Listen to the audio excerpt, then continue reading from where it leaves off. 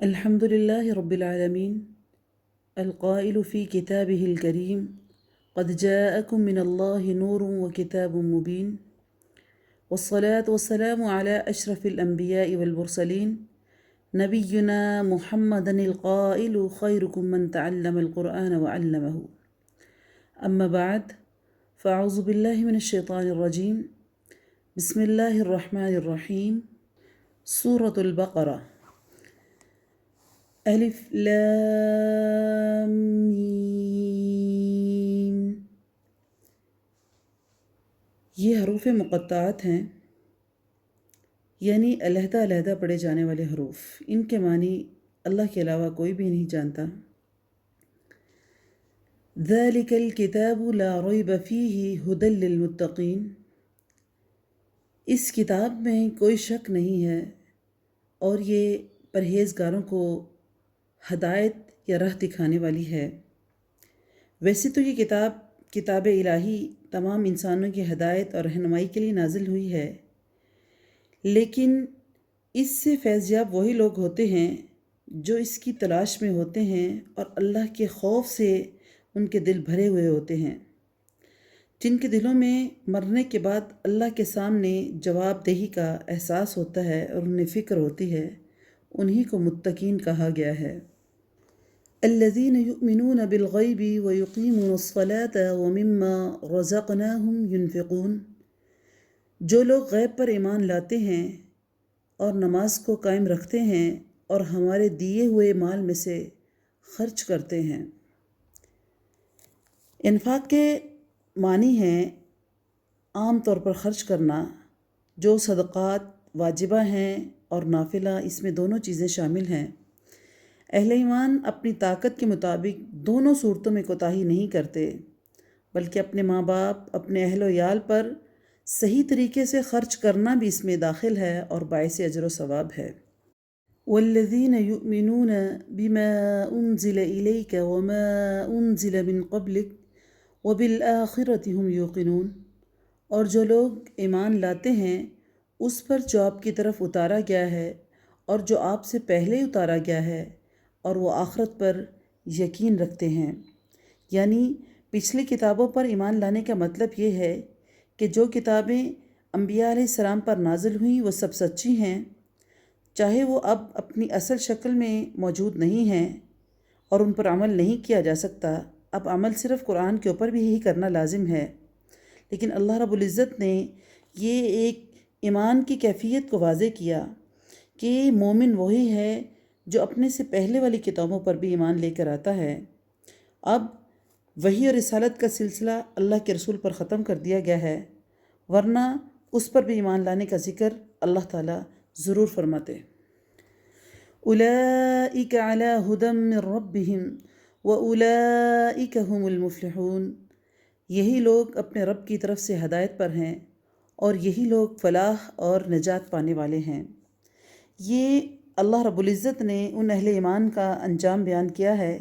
جو ایمان لانے کے بعد تقوی، عمل اور صحیح عقیدہ کا اہتمام کرتے ہیں، صرف زبان سے ایمان کو کافی نہیں سمجھتے، بلکہ اصل کامیابی، آخرت کی کامیابی رضائے الہی کے ذریعے اللہ کی رحمت اور مغفرت کو حاصل کرنے کی کوشش کرتے ہیں۔ اس کے ساتھ دنیا میں بھی خوشحالی اور سعادت، کامرانی ان کو مل جائے تو اس پر اللہ کا لاکھ شکر کرتے ہیں، ورنہ اصل کامیابی تو آخرت کی ہی کامیابی ہے۔ اور اس کے بعد اللہ تعالیٰ دوسرے گروہ کا ذکر فرما رہا ہے کہ وہ صرف کافر ہی نہیں ہیں بلکہ ان کا کفر اس حال تک پہنچا ہوا ہے کہ جس کے بعد ان سے خیر اور اسلام کے قبول کرنے کی کوئی توقع نہیں کی جا سکتی۔ ان الذین کفروا سواء علیہم اانذرتہم ام لم تنذرہم لا یؤمنون، اللہ فرماتے ہیں کافروں کو آپ کا ڈرانا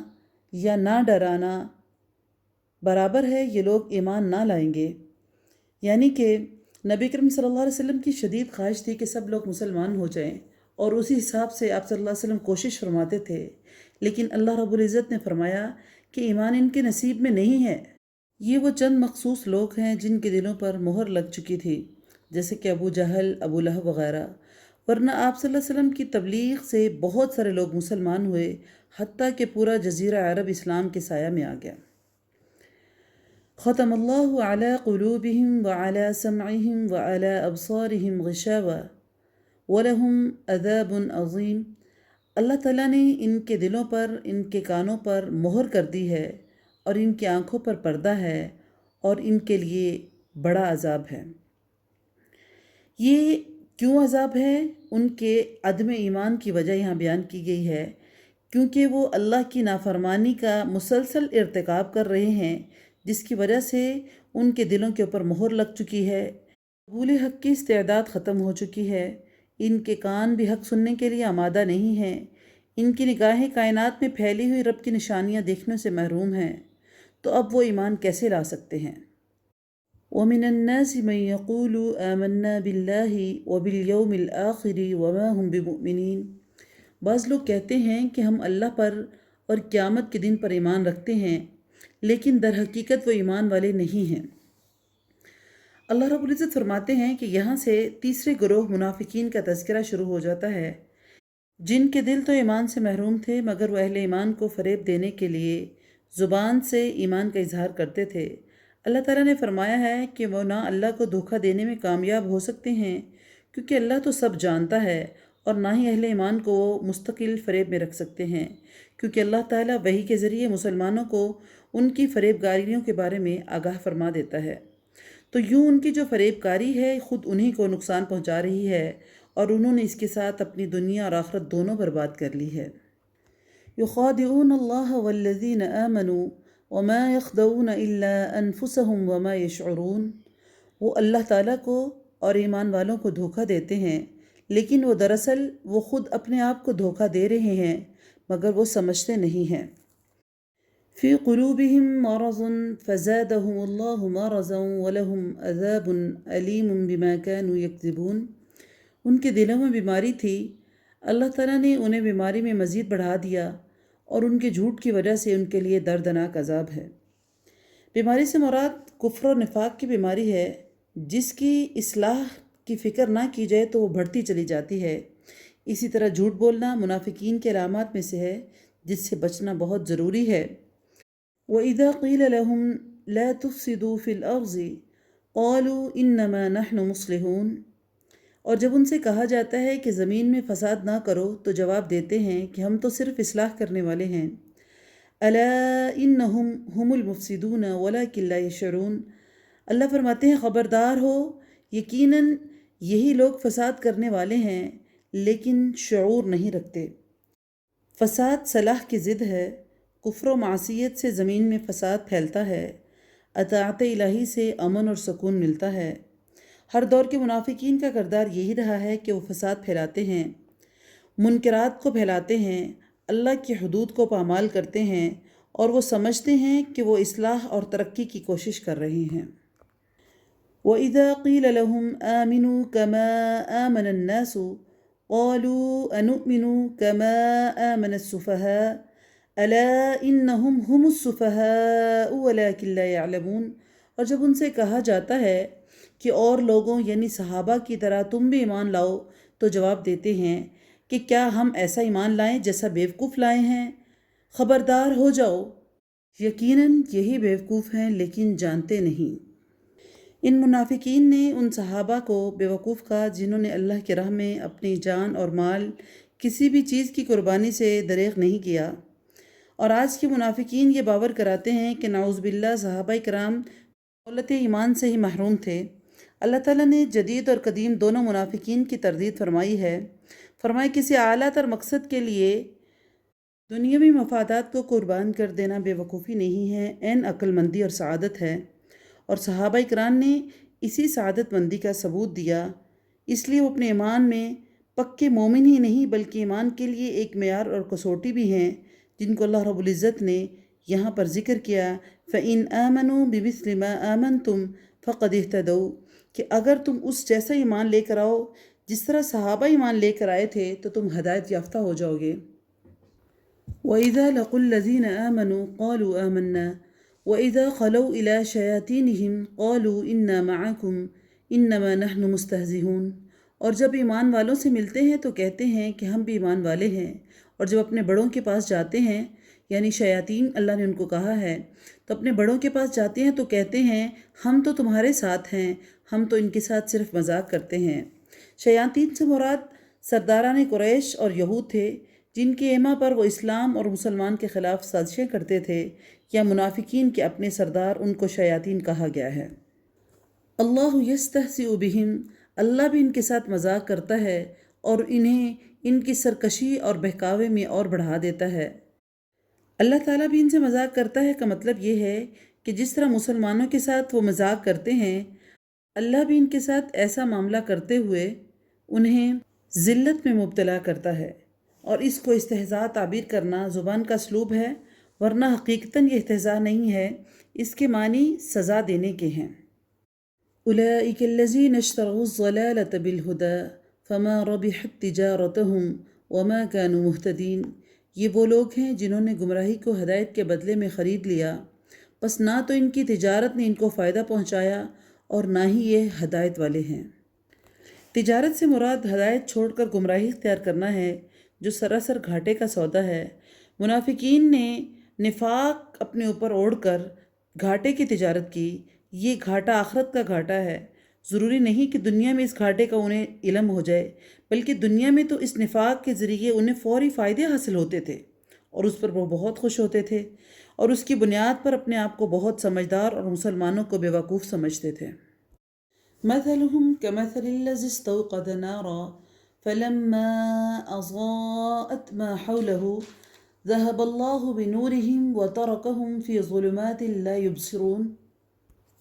ان کی مثال اس شخص کی سی ہے جس نے آگ جلائی، پس آس پاس کی چیزیں روشنی میں آئی ہی تھی کہ اللہ ان کے نور کو لے گیا اور انہیں اندھیروں میں چھوڑ دیا جو نہیں دیکھتے۔ حضرت عبداللہ ابن مسعود رضی اللہ عنہ اور دیگر صحابہ نے اس کا مطلب یہ بیان فرمایا ہے کہ نبی اکرم صلی اللہ علیہ وسلم جب مدینہ تشریف لائے تو کچھ لوگ مسلمان ہو گئے، لیکن پھر جلد ہی منافق ہو گئے۔ ان کی مثال اس شخص کی سی ہے جو اندھیرے میں تھا، اس نے روشن جلائی جس سے اس کا ماحول روشن ہو گیا اور مفید اور نقصان دہ چیزیں اس پر واضح ہو گئی، اور پھر اچانک اس کی روشنی بجھ گئی اور وہ دوبارہ واپس اندھیروں میں چلا گیا۔ یہی منافقین کا حال تھا، پہلے وہ شرک کی تاریکی میں تھے، مسلمان ہوئے تو روشنی آ گئی، حلال حرام خیر شر کو پہچان گئے، اور پھر دوبارہ کفر و نفاق کی طرف لوٹ گئے اور ان کی ساری روشنی جاتی رہی۔ صم بکم عمی فہم لا یرجعون، بہرے، گونگے اور اندھے ہیں، پس وہ نہیں لوٹتے۔ او کصیب من السماء فیہ ظلمات ورعد وبرق یجعلون اصابعهم فی آذانهم من الصوائق حذر الموت واللہ محیط بالکافرین، یا آسمانی برسات کی طرح جس میں اندھیریاں اور گرج اور بجلی ہو، موت سے ڈر کر کڑاکے کی وجہ سے اپنی انگلیاں اپنے کانوں میں ڈال لیتے ہیں، اور اللہ تعالیٰ کافروں کو گھیرنے والا ہے۔ یکاد البرق یخطف ابصارهم کلما اضاء لهم مشوا فیہ، قریب ہے کہ بجلی ان کی آنکھیں اچک لے جائے، جب ان کے لیے روشنی کرتی ہے تو اس میں چلتے ہیں۔ وَإِذَا أَظْلَمَ عَلَيْهِمْ قَامُوا، اور جب ان پر اندھیرا کرتی ہے تو کھڑے ہو جاتے ہیں۔ وَلَوْ شَاءَ اللَّهُ لَذَهَبَ بِسَمْعِهِمْ وَأَبْصَارِهِمْ إِنَّ اللَّهَ عَلَى كُلِّ شَيْءٍ قَدِيرٌ، اور اگر اللہ تعالیٰ چاہے تو ان کے کانوں اور آنکھوں کو بیکار کر دے، یقیناً اللہ تعالیٰ ہر چیز پر قدرت رکھنے والا ہے۔ یہ منافقین کے ایک دوسرے گروہ کا ذکر ہے جس پر کبھی حق واضح ہوتا ہے اور کبھی اس کے بارے میں وہ شک میں پڑ جاتے ہیں، تو پھر ان کے دل میں شک آ جاتا ہے، تردد آ جاتا ہے، بارش کی طرح ہے جو اندھیروں میں کفر، نفاق اور شک بن کر اترتی ہے، جو چمک سے ان کے دل ڈر جاتے ہیں، حتیٰ کہ خوف کے مارے اپنی انگلیاں اپنے کانوں میں ٹھونس لیتے ہیں، لیکن یہ تدبیریں اور یہ خوف و دہشت انہیں اللہ کی گرفت سے نہیں بچا سکے گا، کہ وہ اللہ کے گھیرے سے نہیں نکل سکتے۔ کبھی حق کی کرنیں ان پر پڑتی ہیں تو حق کی طرف جھک جاتے ہیں، لیکن پھر جب اسلام یا مسلمانوں پر مشکلات کا دور آتا ہے تو حیران کھڑے ہو جاتے ہیں۔ منافقین کا یہ گروہ آخر وقت تک تذبذب کا شکار اور اسلام کو قبول کرنے سے محروم رہتا ہے۔ یا ایہا الناس اعبدوا ربکم الذی خلقکم والذین من قبلکم لعلکم تتقون، اے لوگو اپنے اس رب کی عبادت کرو جس نے تمہیں اور تم سے پہلے کے لوگوں کو پیدا کیا، اور یہی تمہارا بچاؤ ہے۔ الذی جعل لکم الارض فراشا والسماء بناء، جس نے تمہارے لیے زمین کو فرش اور آسمان کو چھت بنایا، اور آسمان سے پانی اتار کر اس سے پھل پیدا کر کے تمہیں روزی دی۔ خبردار، باوجود جاننے کے اللہ کے شریک مقرر نہ کرو۔ وَإِن كُنتُم فِي رَيْبٍ مِّمَّا نَزَّلْنَا عَلَىٰ عَبْدِنَا فَأْتُوا بِسُورَةٍ مِّن مِّثْلِهِ، اللہ فرماتے ہیں ہم نے جو کچھ اپنے بندے پر اتارا ہے اس میں اگر تمہیں شک ہے اور تم سچے ہو تو اس جیسی ایک صورت تو بنا کر لاؤ۔ تمہیں اختیار ہے کہ اللہ تعالیٰ کے سوا اپنے مددگاروں کو بھی بلا لو اگر تم سچے ہو۔ فَإِن لَّمْ تَفْعَلُوا وَلَن تَفْعَلُوا، پس اگر تم نے نہ کیا اور تم ہرگز نہیں کر سکتے تو اسے سچا مان کر اس آگ سے بچو جس کا ایندھن انسان اور پتھر ہیں، جو کافروں کے لیے تیار کی گئی ہے۔ یہ قرآن کریم کی صداقت کی ایک اور واضح مثال ہے کہ عرب و عجم کے تمام کافروں کو چیلنج دیا گیا اور وہ آج تک اس کا جواب دینے سے قاصر ہیں کہ وہ قرآن جیسی یا اس کی ایک صورت یا اس کی ایک آیت جتنی بھی کوئی چیز اس کے سامنے نہیں لا سکے، اور یقیناً وہ قیامت تک اس سے قاصر رہیں گے اور نہیں لا سکیں گے۔ وَبَشِّرِ الَّذِينَ آمَنُوا وَعَمِلُوا الصَّالِحَاتِ أَنَّ لَهُمْ جَنَّاتٍ تَجْرِي مِن تَحْتِهَا الْأَنْهَارُ، اور ایمان والوں اور نیک عمل کرنے والوں کو ان کی جنتوں کی خوشخبری دو جس کے نیچے نہریں بہہ رہی ہیں، جب کبھی وہ پھلوں کا رزق دیے جائیں گے اور ہم شکل لائے جائیں گے تو کہیں گے یہ وہی ہے جو ہم اس سے پہلے دیے گئے تھے، اور ان کے لیے وہاں بیویاں ہیں صاف ستھری، اور وہ ان جنتوں میں ہمیشہ رہنے والے ہیں۔ متشابہہ کا مطلب ہے کہ جنت کے تمام میووں کا آپس میں ہم شکل ہونا یا ایک جیسا ہونا،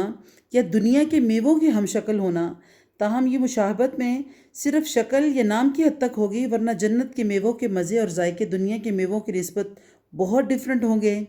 جنت کی نعمتوں کے بارے میں حدیث شریف میں ہے مَا لَا عَيْنٌ رَأَتْ وَلَا أُذُنٌ سَمِعَتْ وَلَا خَطَرَ عَلَىٰ قَلْبِ بَشَرٍ، یہ بخاری شریف کی حدیث ہے کہ نہ کسی آنکھ نے انہیں دیکھا، نہ کسی کان نے ان کے بارے میں سنا، اور دیکھنا سننا تو دور کی بات ہے، کسی انسان کے دل میں اس کا گمان بھی نہیں گزرا۔ ازواج مطہرہ سے مراد یہ ہے کہ وہاں پر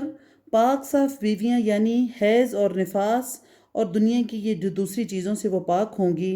اور وہ ہمیشہ کے لیے وہاں رہیں گی۔ اہل جنت بھی وہاں ہمیشہ ہمیشہ کے لیے رہیں گے۔ ان اللہ لا یستحی ان یضرب مثلا ما بعوضة فما فوقها، یقیناً اللہ تعالیٰ کسی مثال کے بیان کرنے سے نہیں شرماتا۔ فاما الذین آمنوا فیعلمون انہ الحق من ربہم، بس وہ لوگ جو ایمان والے ہیں وہ اسے اپنے رب کی طرف سے صحیح سمجھتے ہیں، اور کفار کہتے ہیں کہ اس مثال سے اللہ نے کیا مراد لی ہے، کیونکہ اللہ اس کے ذریعے بہت سارے لوگوں کو گمراہ کرتا ہے اور اکثر لوگوں کو صحیح رستے پر لاتا ہے، اور گمراہ تو صرف فاسقوں کو ہی کرتا ہے۔ الذین ينقضون عہد اللہ من بعد میثاقہ، جو لوگ اللہ تعالیٰ کے مضبوط عہد کو توڑ دیتے ہیں اور اللہ تعالیٰ نے جن چیزوں کے جوڑنے کا حکم دیا ہے انہیں کاٹتے ہیں اور زمین پر فساد پھیلاتے ہیں، یہی لوگ نقصان اٹھانے والے ہیں۔ ظاہری بات ہے کہ نقصان اللہ کی نافرمانی کرنے والوں کو ہی ہوگا، اللہ کا یا اس کے پیغمبروں کا کچھ بھی نہیں بگڑے گا۔ کیف تکفرون باللہ وکنتم امواتا فاحیاکم ثم یمیتکم ثم یحییکم، تم اللہ کے ساتھ کیسے کفر کرتے ہو حالانکہ تم مردہ تھے، اس نے تمہیں زندہ کیا، یعنی کہ دنیا میں تمہارا وجود نہیں تھا تو اللہ نے تمہیں ایک نطفہ سے پیدا کیا، پھر تمہیں مار ڈالے گا، پھر زندہ کرے گا، پھر اسی کی طرف لوٹائے جاؤ گے۔ هو الذی خلق لکم ما فی الارض جمیعا، وہ اللہ جس نے تمہارے لیے زمین کی تمام چیزوں کو پیدا کیا، پھر آسمان کی طرف قصد کیا اور ان کو ٹھیک ٹھاک سات آسمان بنایا، وہ ہر چیز کو جانتا ہے۔ وَإِذْ قَالَ رَبُّكَ لِلْمَلَائِكَةِ إِنِّي جَاعِلٌ فِي الْأَرْضِ خَلِيفَةً، اور جب تیرے رب نے فرشتوں سے کہا کہ میں زمین میں خلیفہ بنانے والا ہوں، تو انہوں نے کہا کہ ایسے شخص کو کیوں پیدا کرتا ہے جو زمین میں فساد کرے، خون بہائے، ہم تیری تسبیح، حمد اور پاکیزگی بیان کرنے والے ہیں۔ اللہ تعالیٰ نے فرمایا جو میں جانتا ہوں تم نہیں جانتے۔ وَعَلَّمَ آدَمَ الْأَسْمَاءَ كُلَّهَا، اور اللہ تعالیٰ نے آدم کو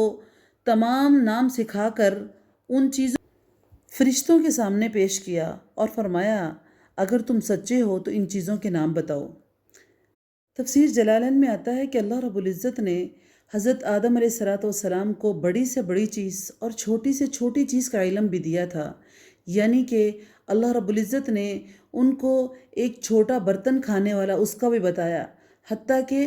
فسوہ و فسیوہ یعنی کہ بڑی ہوا کا خارج کرنا یا چھوٹی ہوا کا خارج کرنا، یہ بھی اللہ رب العزت نے سکھلایا۔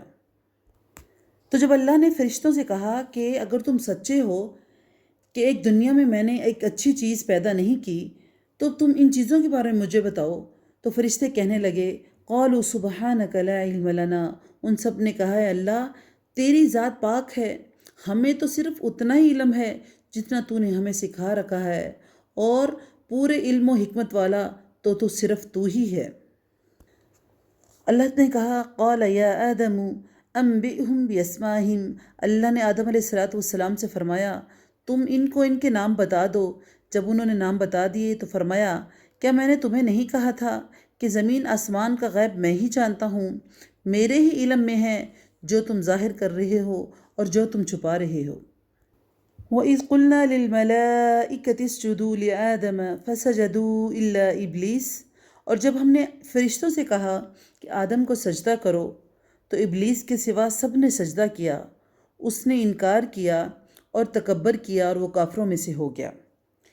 ابلیس نے سجدے سے انکار کیا اور وہ راندہ ہو گیا۔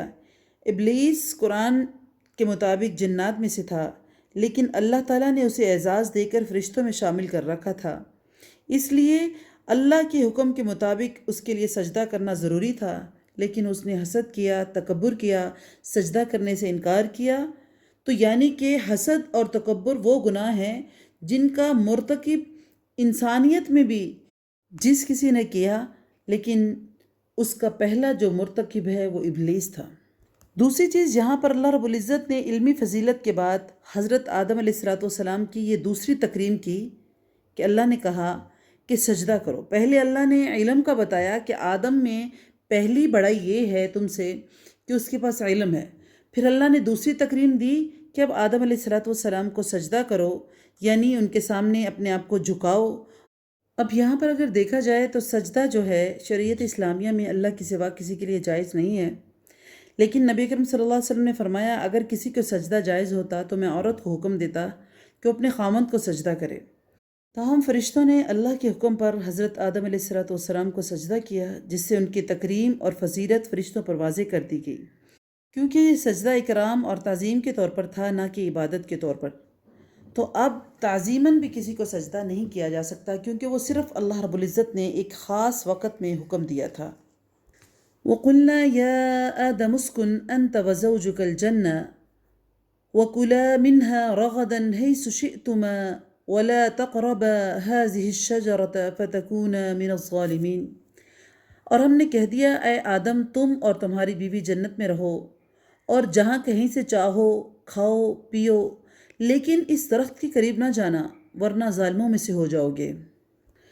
یہ حضرت آدم علیہ السلام کی تیسری فضیلت ہے کہ اللہ نے ان کو رہنے کی جگہ جنت میں عطا کی۔ اور دوسرا یہ درخت کس چیز کا تھا اس کے بارے میں قرآن میں کوئی صحیح صراحت موجود نہیں ہے۔ بعض لوگوں نے اس کو گندم کا درخت مشہور کر دیا ہے، جو اصل بات نہیں ہے۔ بہرحال ہمیں اس کا نام معلوم کرنے کی ضرورت یا فائدہ کوئی نہیں ہے، لیکن وہ ایک درخت تھا جس کو اللہ رب العزت نے صرف شجرہ کا لفظ دیا کہ ایک درخت کے بارے میں کہا کہ اس درخت کے قریب نہیں جانا۔ فَأَزَلَّهُمَا الشَّيْطَانُ عَنْهَا فَأَخْرَجَهُمَا مِمَّا كَانَ فِيهِ، لیکن شیطان نے ان کو بہکا کر وہاں سے نکلوا ہی دیا، اور ہم نے کہہ دیا کہ اتر جاؤ، تم ایک دوسرے کے دشمن ہو اور ایک وقت مقرر تک تمہارے لیے زمین میں ٹھہرنا ہے اور فائدہ اٹھانا ہے۔ یہاں مفسرین نے دو چیزوں کا بتایا ہے کہ ایک دوسرے سے دشمن سے مراد یا تو آدم علیہ السلام اور شیطان ہے، یا دوسرا مطلب ہے کہ آدم کی اولاد آپس میں ایک دوسرے کی دشمن ہے۔ فَتَلَقَّى آدَمُ مِن رَبِّهِ كَلِمَاتٍ فَتَابَ عَلَيْهِ، حضرت آدم علیہ السلام نے اپنے رب سے چند باتیں سیکھ لیں اور اللہ تعالیٰ نے ان کی توبہ کو قبول فرمایا، بے شک وہی توبہ قبول کرنے والا اور رحم کرنے والا ہے۔ حضرت آدم علیہ السلام جب اپنی شرمندگی میں پشیمانی میں ڈوبے ہوئے تھے تو توبہ استغفار میں مصروف ہو گئے، اس موقع پر اللہ نے ان کی رہنمائی فرمائی اور ان کو چند کلمات سکھا دیے گئے، اور وہ کلمات تھے ربنا ظلمنا انفسنا وان لم تغفر لنا وترحمنا لنکونن من الخاسرین۔ یہاں لوگ ایک موضوع روایت کا سہارا لیتے ہوئے کہتے ہیں کہ حضرت آدم نے عرش الہی پر لا الہ الا اللہ محمد رسول اللہ لکھا ہوا دیکھا، اور محمد رسول اللہ صلی اللہ علیہ وسلم کے وسیلہ سے دعا مانگی اور اللہ نے انہیں معاف فرما دیا۔ اس روایت کی کوئی سند نہیں ہے، قرآن کے ساتھ اس کا کوئی تعلق نہیں ہے۔ اس کے علاوہ اللہ کے بتلائے ہوئے طریقے کے خلاف بھی ہے کہ تمام انبیاء علیہ السلام نے ہمیشہ براہ راست اللہ سے دعائیں کی، کسی کا بھی وسیلہ نہیں پکڑا۔ اس لیے نبی اکرم صلی اللہ علیہ وسلم نے اور تمام انبیاء کرام کا صرف یہی طریقہ رہا کہ وہ ڈائریکٹ اپنے رب کی بارگاہ میں ہمیشہ دعا کیا کرتے تھے۔ قُلْنَا اهْبِطُوا مِنْهَا جَمِيعًا فَإِمَّا يَأْتِيَنَّكُم مِّنِّي هُدًى فَمَن تَبِعَ هُدَايَ فَلَا خَوْفٌ عَلَيْهِمْ وَلَا هُمْ يَحْزَنُونَ۔ ہم نے کہا تم سب یہاں سے چلے جاؤ، جب کبھی تمہارے پاس میری ہدایت پہنچے تو اس کی تابعداری کرنے والوں پر کوئی غم اور خوف نہیں۔ والذین کفروا وکذبوا بآیاتنا اولئک اصحاب النار، اور جو انکار کر کے ہماری آیتوں کو جھٹلائیں وہ جہنمی ہیں، ہم فیہا خالدون، اور ہمیشہ اسی میں رہیں گے۔ یعنی قبولیت دعا کے باوجود اللہ تعالیٰ نے انہیں دوبارہ جنت میں آباد کرنے کے بجائے دنیا میں ہی رہ کر جنت کے حصول کی تلقین کی، اور حضرت آدم علیہ السلام کے واسطے سے تمام بنو آدم کو جنت کا یہ راستہ بتایا کہ انبیاء علیہ السلام کے ذریعے سے میری ہدایت جو ہے تم تک پہنچے گی، جو اس کو قبول کرے گا وہ جنت کا مستحق ہوگا، بصورت دیگر عذاب الہی کا مستحق ہوگا۔ یا بنی اسرائیل اذکروا نعمتی التی انعمت علیکم واوفوا بعہدی اوفی بعہدکم وایای فارہبون۔ اے بنی اسرائیل، میری اس نعمت کو یاد کرو جو میں نے تم پر انعام کی، اور میرے عہد کو پورا کرو، میں تمہارے عہد کو پورا کروں گا، اور مجھ سے ہی ڈرو۔ اسرائیل کا معنی عبداللہ کے ہیں۔ حضرت یعقوب علیہ السلام کا یہ لقب تھا۔ یہود کو بنی اسرائیل کہا جاتا ہے، یعنی یعقوب علیہ السلام کی اولاد، کیونکہ حضرت یعقوب علیہ السلام کے 12 بیٹے تھے، جن سے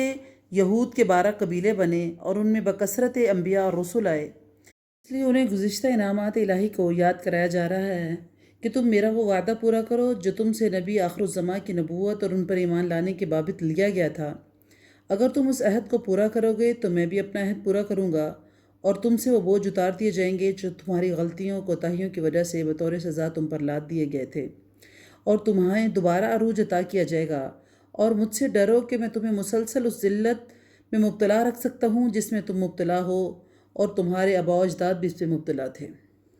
وَآمِنُوا بِمَا أَنزَلْتُ مُصَدِّقًا لِمَا مَعَكُمْ وَلَا تَكُونُوا أَوَّلَ كَافِرٍ بِهِ، اور اس کتاب پر ایمان لاؤ جو میں نے تمہاری کتابوں کی تصدیق میں نازل فرمائی، اور اس کے ساتھ تم ہی پہلے کافر نہ بنو، اور میری آیتوں کو تھوڑی تھوڑی قیمت پر نہ فروخت کرو، اور صرف مجھ سے ہی ڈرو۔ یہاں بھی سے مراد قرآن یا رسول اللہ صلی اللہ علیہ وسلم دونوں ہیں، اور دونوں ہی صحیح ہے، کیونکہ دونوں آپس میں لازم و ملزوم ہیں۔ جس نے قرآن کے ساتھ کفر کیا اس نے محمد رسول اللہ صلی اللہ علیہ وسلم کے ساتھ کفر کیا، اور جس نے محمد رسول اللہ صلی اللہ علیہ وسلم کے ساتھ کفر کیا اس نے قرآن کے ساتھ کفر کیا۔ تو اللہ کہتے ہیں کہ پہلے کافر نہ بنو، اس کا مطلب یہ ہے ایک تو تمہیں جو علم ہے دوسرے اس سے محروم ہیں، اس لیے تمہاری ذمہ داری سب سے زیادہ ہے۔ دوسرے مدینہ میں یہود کو سب سے پہلے دعوت دی گئی ہے، ورنہ ہجرت سے پہلے بہت سے لوگ اسلام قبول کر چکے تھے، اس لیے انہیں تنبیہ کی جا رہی ہے کہ تم یہودیوں میں تم اولین کافر مت بنو، اگر ایسا کرو گے تو تمام یہودیوں کے کفر کا وبال تم پر پڑے گا۔ وَلَا تَلْبِسُوا الْحَقَّ بِالْبَاطِلِ وَتَكْتُمُوا الْحَقَّ وَأَنْتُمْ تَعْلَمُونَ، اور حق کو باطل کے ساتھ خلط ملط نہ کرو اور ناحق کو چھپاؤ، تمہیں تو خود اس کا علم ہے۔ وَأَقِيمُوا الصَّلَاةَ وَآتُوا الزَّكَاةَ وَارْكَعُوا مَعَ الرَّاكِعِينَ، اور نمازوں کو قائم کرو اور زکوٰۃ دو اور رکوع کرنے والوں کے ساتھ رکوع کرو۔ أَتَأْمُرُونَ النَّاسَ بِالْبِرِّ وَتَنْسَوْنَ أَنفُسَكُمْ وَأَنْتُمْ تَتْلُونَ الْكِتَابَ أَفَلَا تَعْقِلُونَ، کیا تم لوگوں کو بھلائی کا حکم کرتے ہو اور خود اپنے آپ کو بھول جاتے ہو؟ اس کے باوجود تم کتاب پڑھتے ہو، کہ اتنی بھی تم میں سمجھ نہیں ہے؟ وَاسْتَعِينُوا بِالصَّبْرِ وَالصَّلَاةِ، اور صبر اور نماز کے ساتھ مدد طلب کرو۔ وَإِنَّهَا لَكَبِيرَةٌ إِلَّا عَلَى الْخَاشِعِينَ، اور یہ بہت ہی بڑی چیز ہے مگر ڈر رکھنے والوں پر۔ صبر اور نماز ہر اللہ والے کے لیے دو بڑے ہتھیار ہیں۔ نماز کے ذریعے ایک مومن کا رابطہ اپنے رب سے جڑ جاتا ہے جس سے وہ اللہ سے مدد حاصل کرتا ہے۔ صبر کے ذریعے اس کے کردار اور اس کے دین میں پختگی آتی ہے۔ حدیث میں آتا ہے اذا حزبہ امر فزع الی الصلاۃ، کہ نبی اکرم صلی اللہ علیہ وسلم کو جب بھی کوئی اہم معاملہ پیش آتا تو آپ فوراً نماز کا اہتمام فرماتے تھے۔ الذین یظنون انہم ملاقو ربہم وانہم الیہ راجعون، جو یہ جانتے ہیں کہ بے شک وہ اپنے رب سے ملاقات کرنے والے ہیں اور یقیناً اسی کی طرف لوٹ کر جانے والے ہیں۔